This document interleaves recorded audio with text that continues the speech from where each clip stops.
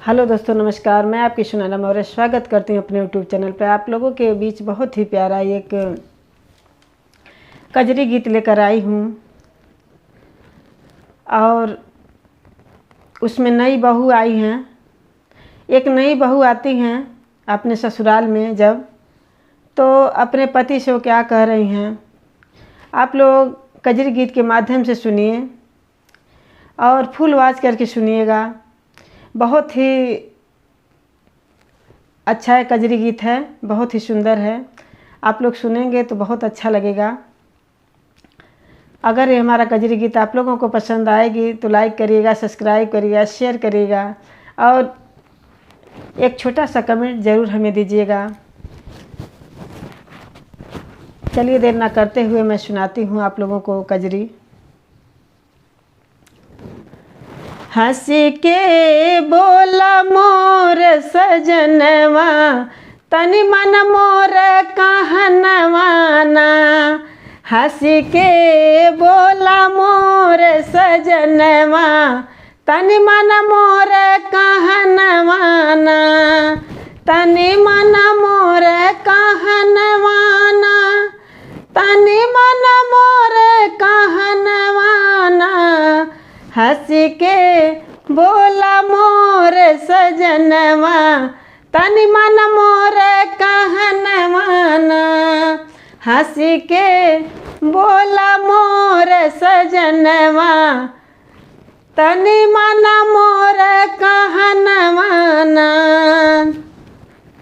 और देखिए दुल्हन क्या कह रही हैं कि जो हम कहेंगे और आप हमारे बातों को मानिएगा और करिएगा। और क्या कर रही हैं अपने पति को, सुनिए आप लोग। सास ससुर के अलगे कायदा, सास ससुर के अलगे कायदा, सास ससुर के अलगे कायदा।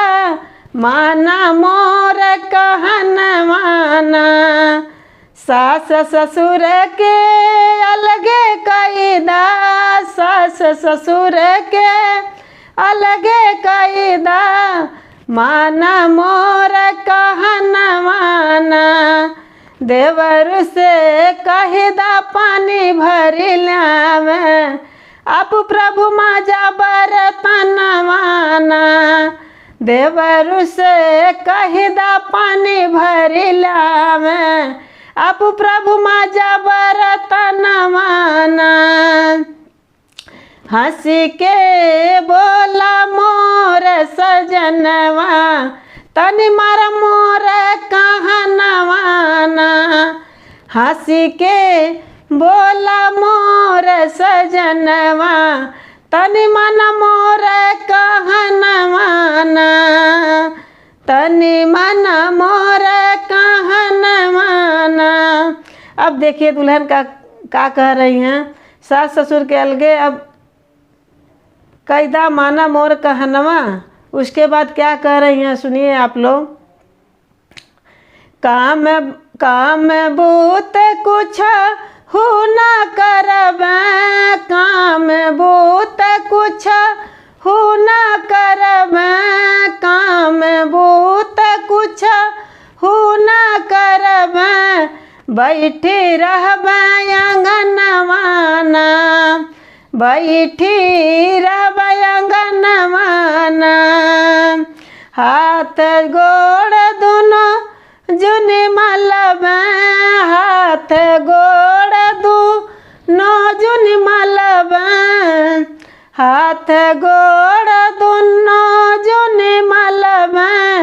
हाथ लिए साबुनवाना, हाथ लिए साबुनवाना। हंसी के बोला मोर सजनवा, तनि मन मोर कहनवाना। हंसी के बोला मोर सजनवा, तनि मन मोर कहनवाना। दुल्हन कह रही है आप लोग काम करिए, हम काम नहीं करेंगे, हमारा हाथ काला हो जाएगा। अपन इतना ध्यान रखा और दोनों जून साबुन से हाथ धोएंगे। अब क्या कह रही हैं सुनिए आप लोग।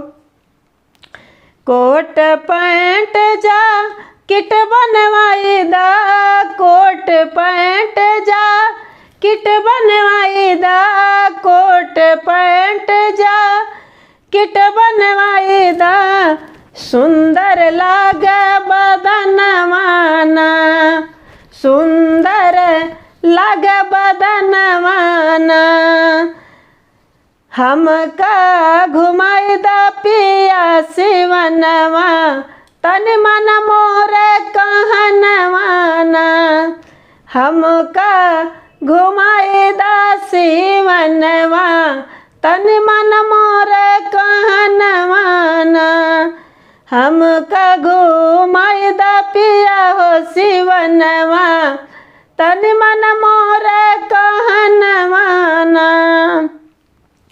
हंसी के बोला मोर सजनवा, तन मन मोर कहनवाना, हंसी के बोला मोर सजनवा, तन मन मोर कहनवाना। बहुत बहुत धन्यवाद।